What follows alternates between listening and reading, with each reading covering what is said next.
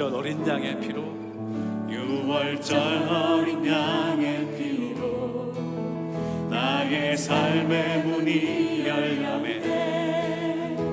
저 어둠의 권세는 힘이 없네.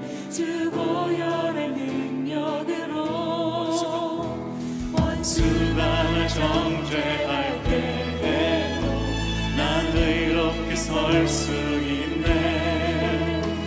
난 더 이상 정죄함 없네.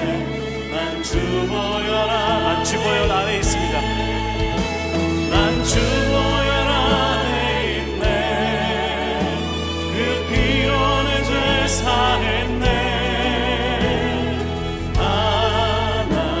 하나님의 긍휼 날 거룩해 하시었네. 난 주 보혈 안에 있네. 난 원수의 어떠한 공격에도 더 이상 넘어지지 않네. 난 주 보혈 안에 있네. 유월절 어린 양의 피로 나의 삶의 문이 열렸네. 저 어둠의 권세는 힘이 없네. 주 보혈의 능력으로 원수가 날 정죄할 때에도 난 의롭게 서네. 예배 나갑시다. 난 더 이상 정죄함 없네. 난 주 보혈 안에 있습니다. 난 주 보혈 안에 있네. 그 피로 내 죄 사했네. 하나님의 긍휼 날 거룩해 하시었네. 난 주 보혈 안에 있네. 난 원수의 어떠한 공격에도 더 이상 넘어지지 않네. 난 주 보혈 안에 있네. 난 주 보혈 안에 있네. 그 죄 사했네. 하나님의 긍휼 날 거룩해 하시었다네. 난 주 보혈 안에 있네. 원수의 공격에도 더 이상 넘어지지 않네. 난 주 보혈 안에 있습니다. 난 주 보혈 안에 있습니다. 난 주 보혈 안에 있네.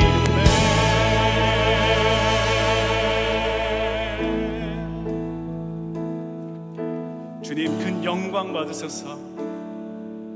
주님 큰 영광 받으소서. 홀로 찬양 받으소서. 모든 이름 위에 뛰어난 그 이름 온 땅과 하늘이 다 찬양해. 겸손함으로 주님 앞에 나갑시다. 겸손하게 우리 무릎 꿇고 주 이름 앞에 영광 돌리세. 주님 앞에 전합니다. 모두 전하세. 독생자 예수 주님께 찬양 드리. 모든 영광과 존귀와 능력 모든 영광과 존귀 주님 받으시옵소서. 받으소서. 영광과 존귀 영광과 존귀와 능력 받으소서. 받으소서. 그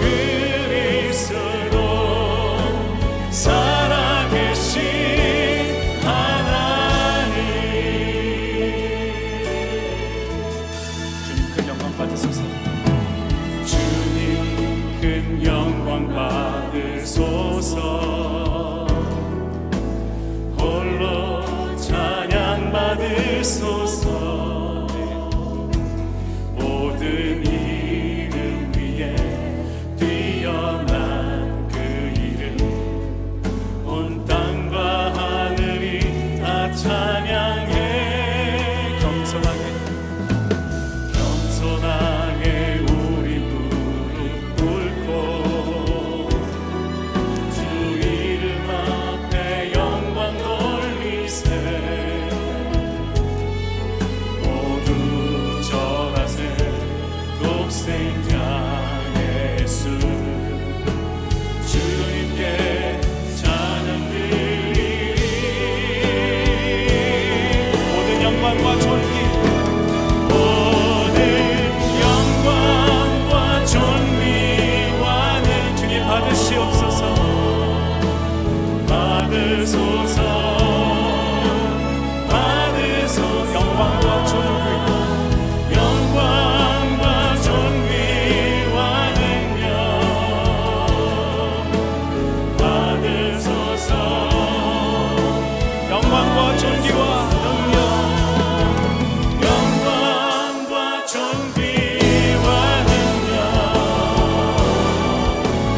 받으소서. 받으소서.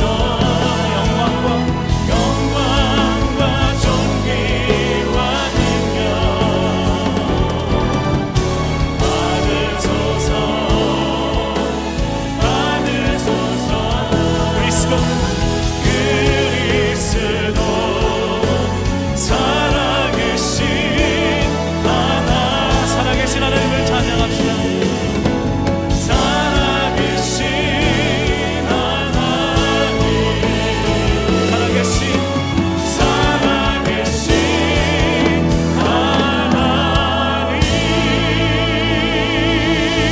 살아계신 하나님께 영광의 박수 올려주시죠. 할렐루야. 저는 이 시를 참 좋아하는 편입니다. 그래서 시를 읽으면서 이게 남다른 기쁨이 있어요. 그냥 수필을 읽어도 좋은데 시가 주는 기쁨이 참 큽니다. 저는 그거를, 시에는 원펀치가 있다, 한 방이 있어요. 그래서 그 한 단어 한 표현에 이렇게 사로잡는 힘이 시에 있다라고 생각해서 그 시를 참 좋아하는데, 그 사랑의 고백 같은, 여러분이 배우자에게 혹시 사랑의 시를 써보신 적이 있다면 그 시 안에서 우리의 사랑이 어떤 매듭을 지어지고, 아니면 우리의 사랑이 표현됨으로 인해서 완성되어지는, 아니 업그레이드 되는 그런 느낌마저 같습니다. 정말로 자기가 좋아하는데 좋아한다는 마음을 표현하지 못하는 것만큼 고문이 없습니다. 맛있는 음식을 대했는데 와, 맛있다라는 말도 못하고 입 다물고 만약에 밥을 먹어야 한다는 것만큼 어려운 것은 없다고 저는 생각해요. 기가 막힌 장관을 보면서 와, 진짜 멋있다, 이런 표현도 만약에 못하고 그거를 본다면 이것처럼 힘든 게 없어요. 정말 표현하는 것이 아름다움의 완성이고 아름다움을 인조이하는 또 다른 차원의 업그레이드된 순간이라고 저는 생각합니다. 저만 이렇게 생각하는 게 아니더라고요. C.S. 루이스의 Reflection on the Psalms라고 하는 시편에 대한 묵상의 글을 적어놓은 거 보면 이 시편이야말로 하나님을 향한 시거든요. 하나님을 향한 기도문이거든요. 서로 사랑하는 사람들끼리도 시를 쓰고 노래가 있는데, 하나님을 사랑하는 사람들, 저와 여러분이 하나님을 향한 시가 있는 것처럼 오늘 이 시편에 그러한 묵상이 적혀져 있는데, 제가 인용을 제 번역으로 한번 보면 이렇습니다. 찬양에 대한 분명한 사실은 하나님이든 무엇이든 찬양할 때, 그것이 사람이든 광경이든 무엇이든 간에 내 범위를 벗어난다, 이렇게 얘기했어요. 나를 이스케이프한다. 저는 이 표현도 굉장히 멋있는 거라고 생각해요. 표현할 때 드디어 자기 자신의 범주를 벗어날 수 있다는 거죠.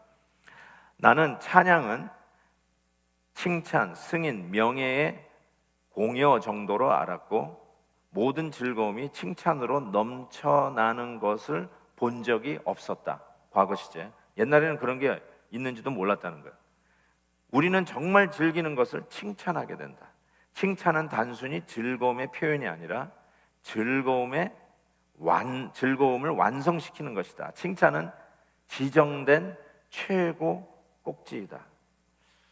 이거 번역하기 힘들다고요. It is as appointed consummation. It is appointed consummation. 정확하게 그 얘기했죠. 이 찬양, 고백을 통해서 나의 즐거움이 complete 된다는 것. 그리고 consummation, 최고의 정점을 찍는다는 거죠. 이게 표현이라는 것이 얼마나 그런 의미에서 중요한지 모르겠습니다. 그래서 자연 경관을 보았을 때, 마스터피스 걸작품을 보았을 때, 아니 맛있는 음식을 맛보았을 때, 심지어는 커피를 내려 마시면서 커피의 맛에 전 커피 내려 마시는데요, 85도에서 90도 온도의 커피가 제일 맛있습니다. 제가 여태까지 먹었는데 혀도 디어가면서 먹어봤는데요, 85도에서 90도 그 커피를 내려 마실 때 저는 항상 이래요. 와 시원하다. 와 시원하다. 뜨거운 커피를 마시지만 시원한 게 있어요. 전혀 모르시는 그런 그때 그 말을 안 하면요 고문이에요. 야 정말 맛있다. 아니 커피 맛있는 거 향을 즐기면서 마시는 거에도 우리의 그 표현을 통해서 커피 맛의 완성, 커피의 최고의 정점 consummation을 찍는 거라면 하나님을 향한 사랑에 대한 표현, 찬양, praise가 얼마나 중요하냐는 것입니다. 그래서 오늘 본문 말씀 이렇게 시작하잖아요. 항상 찬송의 제사를 하나님께 드리자. 이는, 잘 들어보세요, 이는 그 이름을 증언하는 입술의 열매이라. 저는 이 표현이 드디어 이해가 됐어요. 하나님을 찬양하는 게 왜 입술의 열매, fruit일까? 고백함으로 완성되는 열매가 있다는 거예요. 고백함으로 하나님을 향한 그 최고의 정점에 마땅히 하나님이 받으셔야 할 만한 영광의 꼭지점이 있다는 것을 말씀하는 것이죠. 전 그래서 그 로마서 10장 10절의 말씀, 사람이 마음으로 믿어 의에 이르고, 그 다음 말씀 뭐죠? 입으로 시인하여 구원에 이르니라. 입으로 시인하여 구원에 이르니라. 입으로 시인하면 구원받아, 뭐 이런 어떤 테크니컬한 말을 하려는 게 아니라 이게 뭘까? 입으로 시인하여 구원에 이른다는 말이 뭘까? 아까 마음으로 믿어 의에 이르는하고 의미는 같은 말이거든요. 이 고백이라는 말이 구원의 기쁨과 구원의 그 최고 컨서메이션, 정상에 오르는 정확한 의미예요. 고백을 하셔야 돼요. 그러니까 구원받은 기쁨을 표현하는 것, 예수 그리스도를 믿는 이 감격을 표현하는 것, 주님에 대한 사랑이 와닿았을 때 주님 정말 사랑합니다. 주님 멋있는 분이십니다. 주님은 최고의 하나님이십니다. 오늘도 나의 필요를 채우시고 내가 생각하지 못하는 것까지도 예비하시는 너무 멋지신 하나님이십니다. 이 표현을 하는 거예요. 그냥 하나님이 나를 사랑하시나 보다 하고 생각하고 꾹 입 다물고 있는 게 아니라 하나님이 나를 참 은혜롭게 인도하시는구나, 그걸 감격하고 은혜로우면서도 한마디도 표현하지 않고 있는 게 아니라 정말 구원의 컨서메이션, 그 정상에 오르는 것이 이 찬양이라고, 입술의 열매라고 이야기하는 것이죠. 웨스민스터 소요리 대요리 문답 제1번은 사람이 제일 되는 목적은 무엇인가? 라고 하는 질문입니다. 여기에 답은 무엇이죠? 하나님을 영화롭게 하는 것과 영원토록 그를 즐거워하는 것이다. What is the chief end of man? 답은 뭐예요? The chief end of man is to glorify God and enjoy Him forever. 근데 존 파이퍼 목사님이 이걸 이렇게 얘기했어요. The chief end of man is to glorify God. 그 다음에 이 캐티키즘에서는 and enjoy 이랬는데 이렇게 했어요. By enjoying Him forever. 전 그 말이, 이 존 파이퍼 목사님의 해석이 더 정말 통찰력이 있다고 생각해요.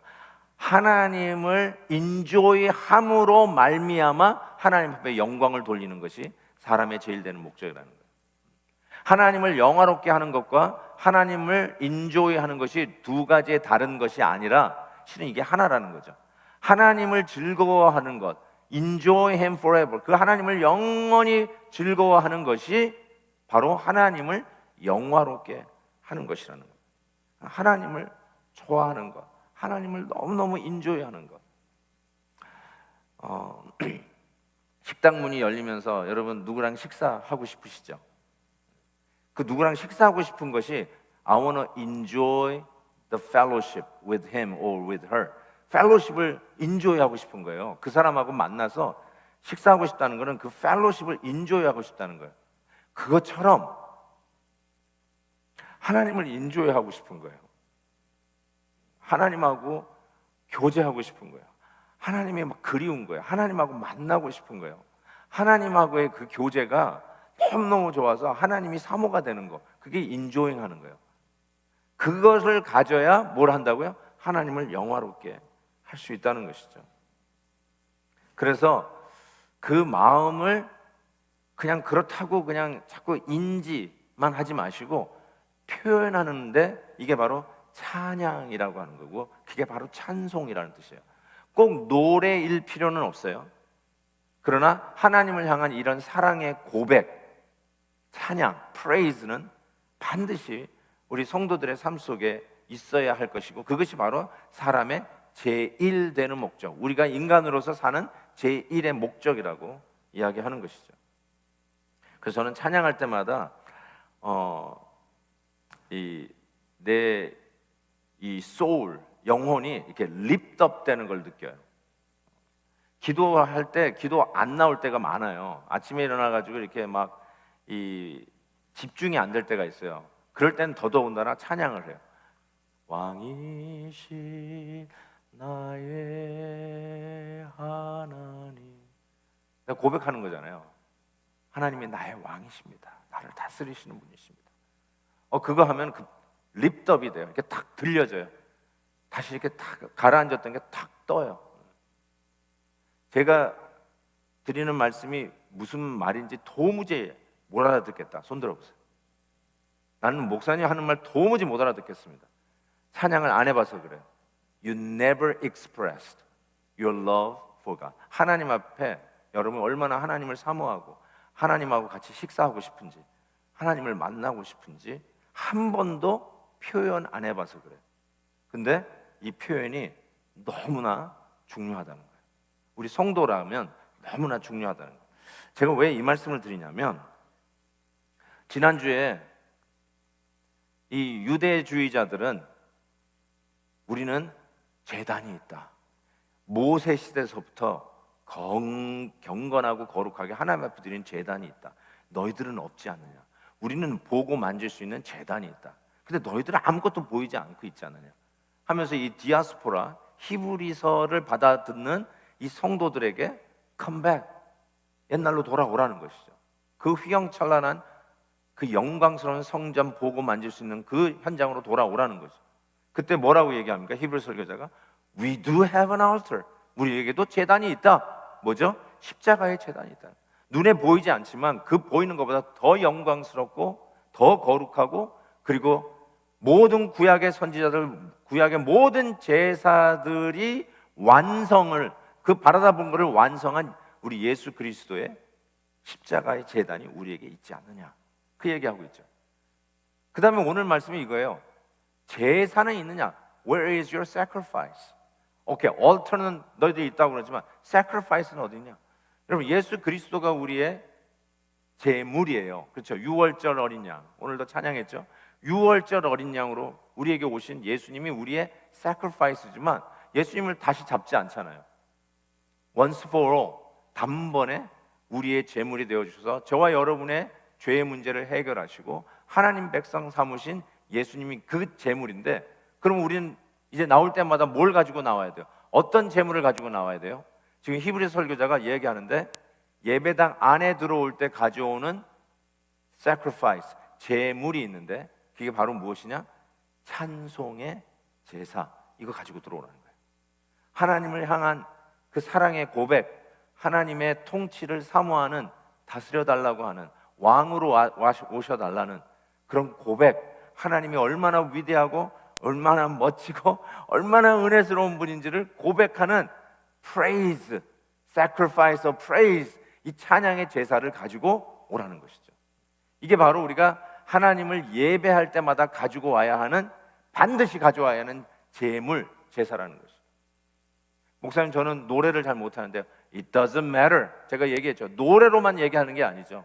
하나님을 향한 이 마음의 표현만, 고백을 하라고요. 기도로 고백하시고, 입술로 고백하시고, 찬양으로 고백하시면서 하나님을 향한 우리의 사랑이 얼마나 간절한지, 주님 만나고 싶고, 오늘도 이 예배의 현장이 얼마나 고마운지, 사랑하는 사람들의 데이트 현장보다 더 가슴 설레고 사모되는 현장, 그것이 이 자리 아니에요. 현장을 열면서 여기 나오시는 분들이 드디어 그 마음을, 이런 마음이었구나, 예배 나올 때 이런 마음이었구나, 그거 알고 오시는 거 아니에요? 그리고 실은 온라인으로 예배드리는 우리 성도님들, 지금도 예배드리고 계시겠지만, 비록 우리가 화면 앞에 앉아있지만 이 마음은 변치 않아야 되잖아요. 현장에 와야만 움직이는 게 아니라 실은 하나님 그 훈련 시키셨어요. 예배당 안에서 하나님을 예배 드릴 때마다 반드시 가져와야 할 제물, The sacrifice of praise, 이 찬송의 제사, 이거 반드시 가져와야 된다는 거죠. 이 제물에 특징이 있습니다. 첫 번째 특징은 무엇이냐면 15절 보세요. 그러므로 우리는 예수로 말미암아 찬송의 제사를 하나님께 드리죠. 그러니까 이 제사는 예수 그리스도로 말미암아 드리는 제사입니다. 노래가 좋아서 드리는 찬송의 제사가 아니에요. 노래 좋아하시는 분 많죠. 난 원래 노래를 좋아해. 그래서 나는 성가대 들어가고 뭐 찬양팀에 난 조인할 거야. 왜요? 노래를 좋아해요. 그거는 충분한 이유가 될 수가 없습니다. 아니, 그거는 결단코 이유가 돼서도 안 됩니다.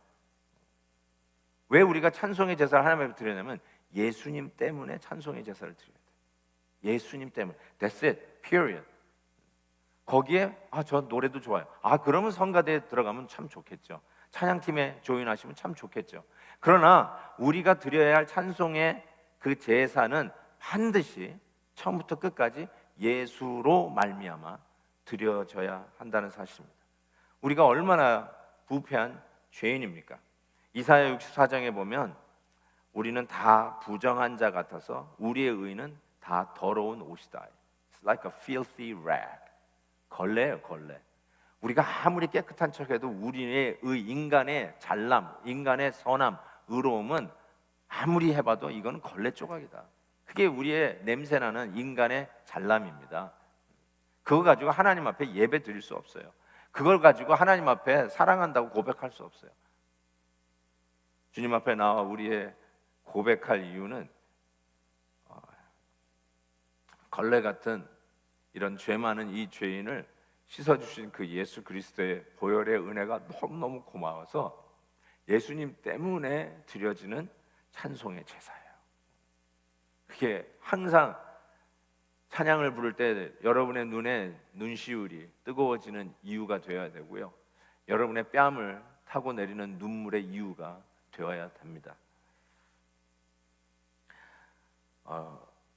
두 번째는요, 이 제사의 이 특징은 뭐냐면 항상 드리는 거예요. 항상 드리는 거.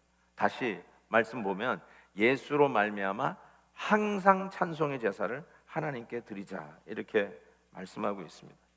저는 항상이라는 말이 도전이 됩니다. 항상 찬송의 제사를 드리라는 거예요. 그러니까 이거는 우리가 하는 말 표현대로 여러분이 기분 날 때만 드리는 게 아니에요. When I feel like it, I will offer him the sacrifice of praise.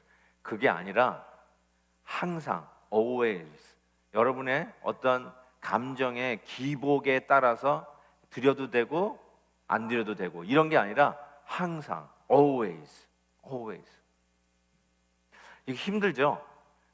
기분은 안 나는데 그래도 내가 찬송을 불러야 될까? 그리고 기분도 안 나는데 찬송을 해야 되면 이거는 위선이 아닌가, 이런 이야기를 하는 분들도 있어요. 근데 여러분, 범사에 감사하라, 이 말도 무슨 뜻이죠? 감사할 건덕지가 없는 것 같은데 그래도 항상 always give thanks, 하나님 앞에 감사하라. 이거 순종해 보셨나요?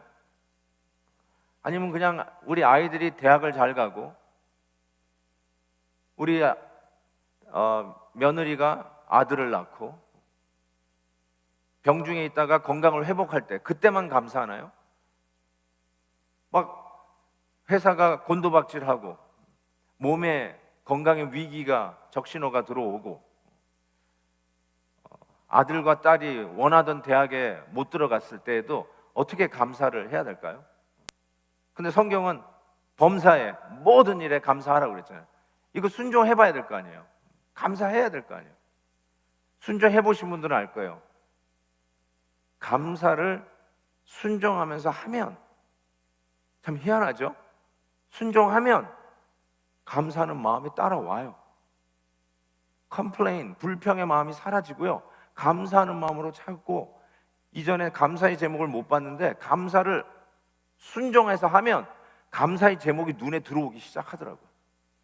경험해 보신 분만 아멘. 현장에 나왔을 때 아멘 안 한 분은 QR코드 이제 주지 말라고 그래야 되겠어요. 여기 나왔으면 아멘이라도 좀 해주셔야지. 아멘. 자, 그런 의미에서 저는 이 프레이즈, 찬송도 항상 찬송하라잖아요. 항상. 피곤하면 찬송 안 하고, 기분 나쁜 사람 만났으면 찬송 안 하고, 회사에서 조금 이상한 말 들었으면 찬송 안 하고, 부부싸움 하면 찬송 안 하고, 애들이 그냥 말을 안 들으면 찬송 안 하고, 목사님 설교가 조금 그러면 찬송 안 하고, 예배 들어오다가 QR코드 잘 안 되면 신경질 나가지고 또 찬송 안 하고. 도대체 그럴 때 찬송 안 하고, 그럼에도 불구하고 항상 찬송하라고 그러잖아요. 항상 찬송하면 어떻게 될까요? 기분이 안 내켜도 찬송하면 어떻게 될까요? 해보셨어요? 기분이 안 내켜도 해보세요. 기도가 안 될 때, 답답할 때, 마음이 무거울 때, 그때 찬양하세요. 왕이신 나의 하나님. 한번 해보세요. 그러면 마음이 열려요. 하나님을 향한 그 십자가의 은혜가 다시 우리의 마음에 스며들기 시작해요. 다시 입술이 열리면서 찬양의 제사를 고백하게 돼요. 눈이 뜨거워져요. 눈물이 나요. 너무 고마워요. 감사해요. 또 하루를 만날 힘과 용기를 얻게 돼요. 순종하면 돼요. 그래서 여기 이 말을 꼭 기억해요. 항상. 그래서 여러분의 마음이 그런 마음이 아니더라도 하나님 앞에 그런 마음이 동하도록 항상 개발하는 것이 상당히 중요하다고 저는 생각합니다. 안 그러면 마음은 동하지 않는데 계속 찬송만 하고 거기에 하나님이 주시는 은혜가 없으면 자기 위선자가 되는 것 같거든요. 마음에도 없는 거 하는 것 같거든요.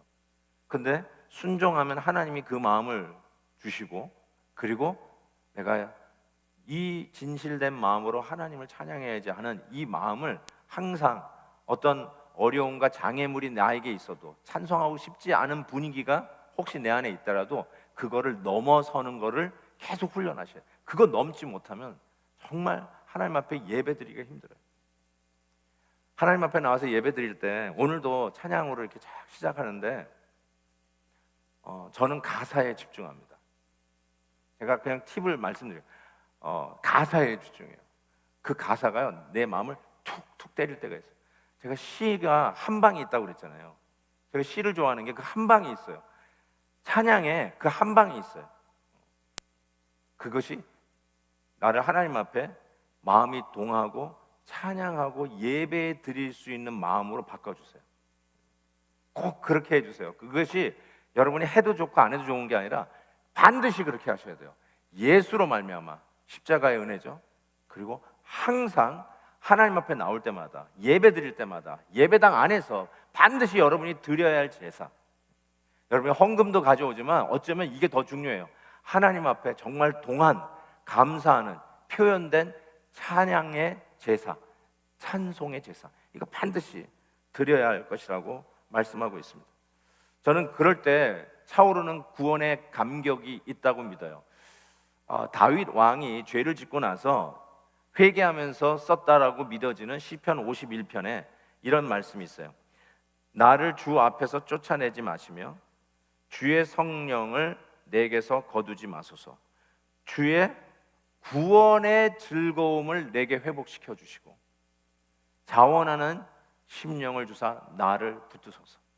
이게 너무너무나 중요한 거예요. 구원의 즐거움이 회복되어진 예배, 그리고 자원하는 심령으로 찬송의 제사를 하나님 앞에 드리는 예배, 이게 반드시 예배당 안에서 드려져야 할 제사예요. 반드시 드려져야 돼요. 그러니까 가사에 집중하세요. 가사에, 찬송의 가사에 집중하세요. 그리고 거기에 마음을 실어서 온전하게 드려지도록, 그리고 그런 마음이 아니라도 하나님 앞에 순종하며 드려질 때 하나님의 은혜가 내 마음에 고이고, 아니 차고 넘치는 그 감격 말이에요. 이 구원의 즐거움이 회복되어지는 것, 이것이 바로 예배 안에서 반드시 이 찬송의 제사를 드릴 때 오는 은혜라고 저는 생각해요. 구원의 즐거움은 여러분의 영적 생활에 직결됩니다. 구원의 즐거움이 회복되면 그때 저는 이렇게 얘기해요. 능력 있는 성도가 된다. 그냥 작은 사람의 한마디에도 나가 자빠지고 말이죠. 조금 몸이 피곤하면 모든 거 다 집어 던지고, 뭐 하나님을 향한 뭐 마음 다 없어져 버리고, 예수 그리스도의 십자가의 복음이 그것뿐이 안 되나, 그런 생각도 들어요. 지난주 영부 예배에 오셨던 성도님이 한 말이 기억이 나요. 너무 오랫동안 예배당에 못 왔다가 영부 예배에 오신 거예요.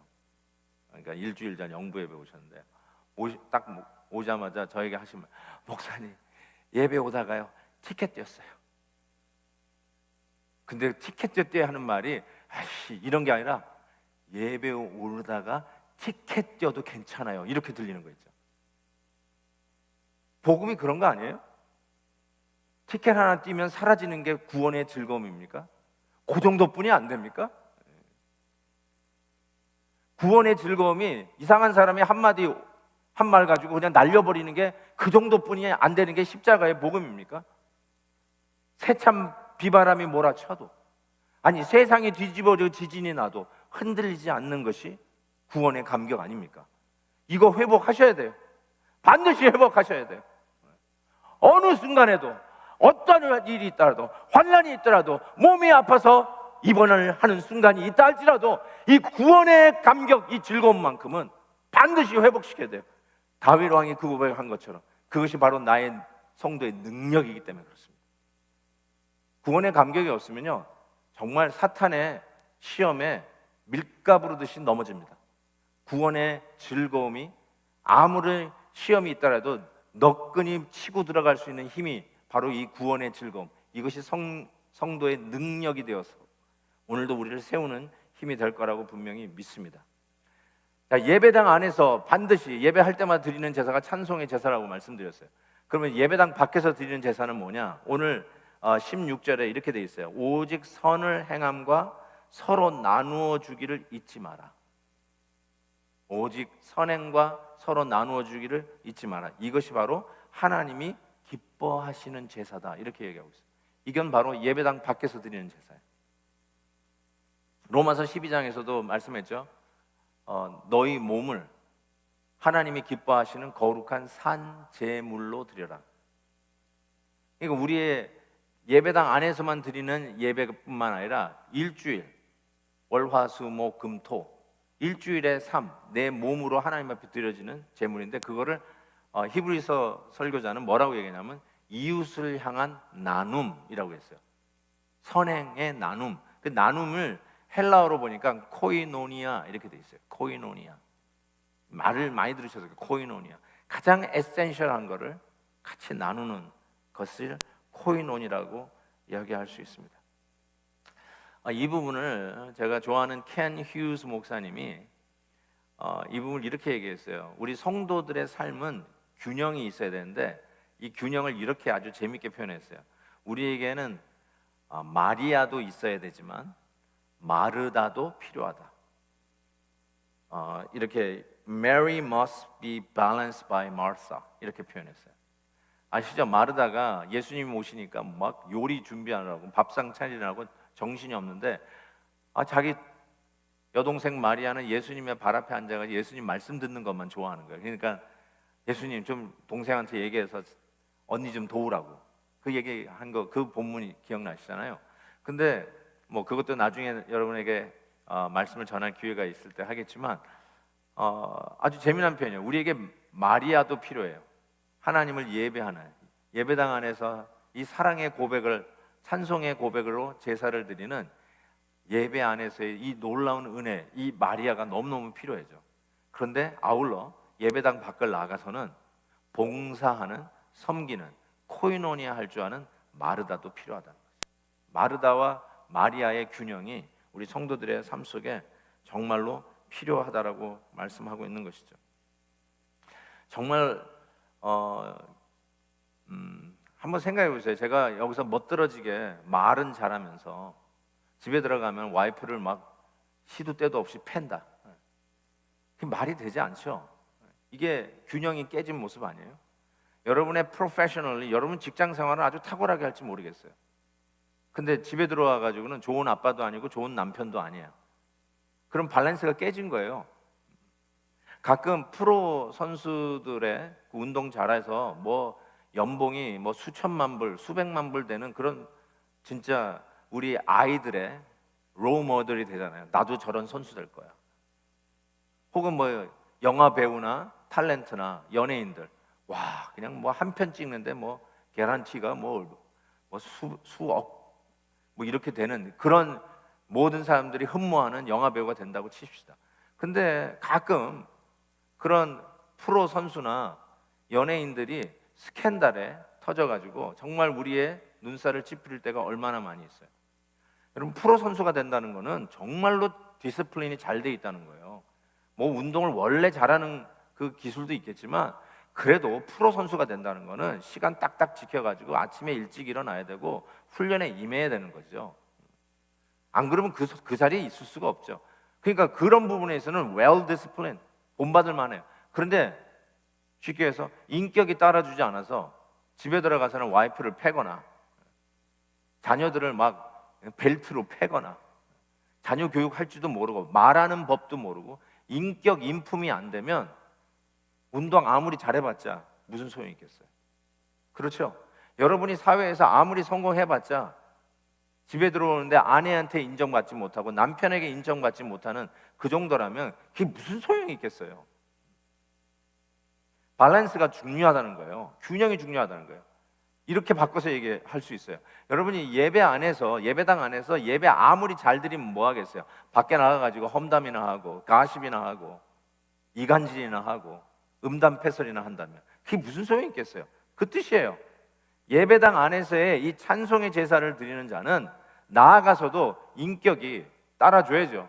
이웃과 함께 나누는 이 복음의 영향력이 이웃과 구체적으로 순종하면서 나누는 삶으로 나타나야 한다는 뜻입니다.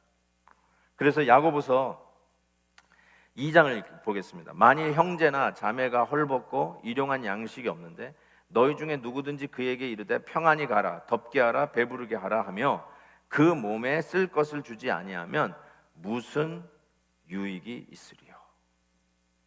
우리가 하나님 앞에 찬송의 제사를 드리는 이 제사와 더불어 그 찬송의 제사와 걸맞는 예배당 밖에서는 이웃과 함께 나누는 순종과 실천의 삶이 우리가 매일매일 하나님 앞에 드려야 할 제물, 제사라고 말씀하고 있는 거죠. 저는 이것을 신앙을 항해할 때 필요한 두 개의 노라고 생각해요. 배가 정확하게 방향을 잡고 가기 위해서는 그 두 노가 균형 있게 지어져야 됩니다. 노 하나만 있으면 제자리에서 그냥 제자리에서 돌기뿐이 없어요. 어디를 가지 못해요. 근데 예배당 안에서의 제사와 예배당 밖에서의 제사, 하나님 앞에 드리는 찬송의 제사와 예배죠. 그리고 예배당 밖에서 이웃과 함께 코이노니아하는 예배당 밖의 이 제사가 두 노로 져야 우리의 신앙의 배는 정확한 방향으로 앞으로 나아갈 수 있다고 생각합니다. 저는 예수님께서 이 균형을 마태복음 22장에서 이렇게 얘기하셨다고 믿어요. 예수께서 가라사대 내 마음을 다하고 목숨을 다하고 뜻을 다하여 주 너희 하나님을 사랑하라 하셨으니 이것이 크고 첫째 되는 계명이요. 뭐죠? 하나님 앞에 나와 드리는 하나님 사랑, 찬양의 찬송의 제사죠. 그런데 두 번째는 이렇게 얘기했어요. 둘째는 그와 같으니 내 이웃을 내 몸과 같이 사랑하라 하셨습니다. 예배당 안과 예배당 밖의 제사를 예수님께서 이와 같이 표현하고 계십니다. 하나님을 사랑하신 우리 주님, 그의 말씀에 순종하면서 겟세마네로 나아가시는 우리 주님의 모습, 바로 그 모습이 저와 여러분을 사랑하고 여러분을 하나님의 자녀 삼으시기 위해서 목숨을 내놓으며 걸어가셨던 십자가의 길이었습니다. 사랑하는 성도 여러분, 우리는 더 이상 성전에 예배드리러 갈 때 피를 내고 각을 뜨는 제물을 가지고 들어갈 필요가 없습니다. 왜요? 예수 그리스도가 우리의 제물 되셔서 모든 제물의 완성이 되셨습니다. 이제는 우리가 그 예수 그리스도를 믿기에 감사함으로 주님 앞에 찬송의 제사를 드리며 나아가서 이웃과 함께 코이노니아하는 이 제사를 균형 있게 우리의 삶 속에서 매일매일의 삶 속에, 그리고 하나님 앞에 예배 드릴 때마다 이 제사를 드림으로 우리의 삶이 더욱더 하나님 앞에 기쁘게 나아갈 수 있는 저와 여러분 되시기를 주의 이름으로 축원합니다.